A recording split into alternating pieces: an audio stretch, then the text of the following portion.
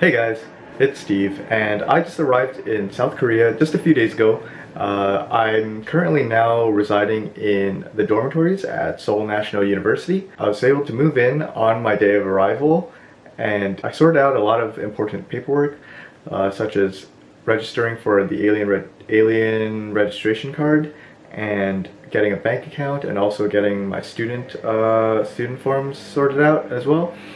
And yeah, this is my first time in South Korea. I've never been anywhere in Asia outside of China. So far, I've explored a lot of the Seoul National University campus. The dorms are, I'm actually living in one of the newer dorms that were just constructed this year. So I'm actually the first person to live in this room, and it's everything looks really new. It's not a very large room compared to my previous room that I lived in during my internship, but I think I would say it's around 2 meters horizontally, and then maybe 3 to 4 meters vertically. No, it's I would say it's around 2 meters by maybe 4 meters in dimension. Our sort of a dorm suite. I live in a dorm with four individual rooms that are completely separate, and each sort of like little area we have a common sort of living area, and we also have a shared toilet and shower, which is actually separate, which is actually pretty nice compared to just sharing one single bathroom. I know there are other dorms that require you to share a room with someone else, but I usually prefer having a more private space, which is why I applied for these dorms. Now, one thing about the dorms here at Seoul National University is that it's really hard to get into, especially if you're a domestic student. Exchange students, we have it a bit easier, which is why I was able to get into the dorms. But even then, you still need to do quite a bit of work to get in these dorms. For example, you have to go through an application process, and they look at a lot of various factors, maybe like grades and whatnot. And then also, you have to go get a tuberculosis test, because they don't want people who are at risk of tuberculosis to live in the dorms. And I think to get that, you can either do a chest X-ray, which is very inconvenient, or I mean, it could be convenient depending on where you're from. There's also like a little PPD test where they inject a little bit of like test fluid into your arm, and then after a few days they see if there's a reaction or not. And that's the one that I had done. And basically, once you get that all sorted out, you have to unfortunately mail all the forms over to their South Korean office. So that was a bit of a hassle. And then you also have to wire transfer the dorm fees over, but the dorms here are really cheap. So for example, this room cost me around 800 USD for 4 months. 800 USD for 4 months. That's basically like 200 USD per month, and that's so cheap. So basically, living here, like at the dorms, is insane value. And not only that, it's also really close. Well, I mean, the campus is massive, but it's on campus, so you don't have to go through like a commute to get on campus like a lot of the other students do.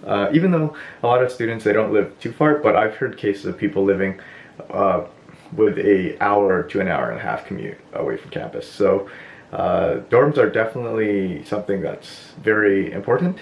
Not only that, the dorms actually come with a social credit system.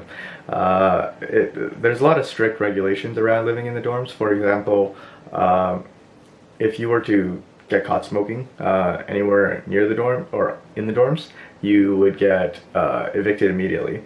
And not only that, if you report somebody for smoking, you actually get bonus points for reporting a misdeed, and that gives you these points where you can use to ensure that you get to live in the dorms again for the next few semesters. So there are a bunch of really like small nitpicky rules that they have. Like I don't remember the list, but there's a lot of them. But I guess it does make the dorm environment more. It makes it nicer if you adhere to these rules, and they're not. It's basically just to keep noise down and whatnot, so it's not too bad. So I think that's pretty much it for the dorms. The dorms are nice because we have two washing machines and two laundry machines on each floor, so usually it's pretty easy to wash your clothes, and it's free, completely free. You don't have to pay for them, so no problems there.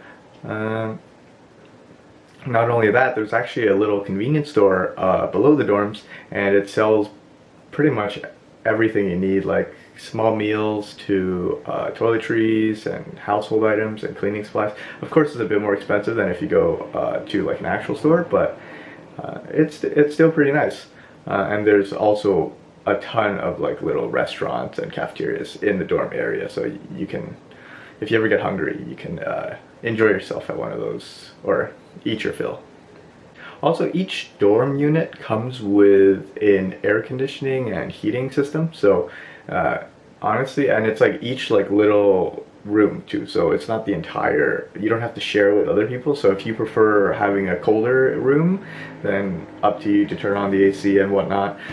One thing to mention is the dorms are pretty small, so you're not going to really be able to invite a bunch of people over and like have a party or anything, but so that's like a limiting factor. But I guess people don't do that here, because normally if you were to hang out with friends, you would go downtown to like a club or something, and you definitely wouldn't be drinking in the dorms because there's just not enough space, and plus there's it's pretty strict on how much noise you can generate, and all the walls are like super thin, so you would be disrupting a lot of people if you were to host something big in the dorms. So I think I've talked enough about the dorms so far. I'm going to definitely take some more videos and photos of around campus, and I'll have that I'll just have like I'll definitely show what the campus looks like in the next few videos. It's a really big campus, so it's gonna take a long time to get that sort of footage. It's also been raining for the past few days, which is why I didn't want to go out and take videos, because it would just be kind of depressing. And not only that, as I also had a lot of paperwork and things to sort of get done. So, but after this week, I'll definitely be having more footage, especially around the area and maybe food I eat. And then on that note, I'll see you guys next time.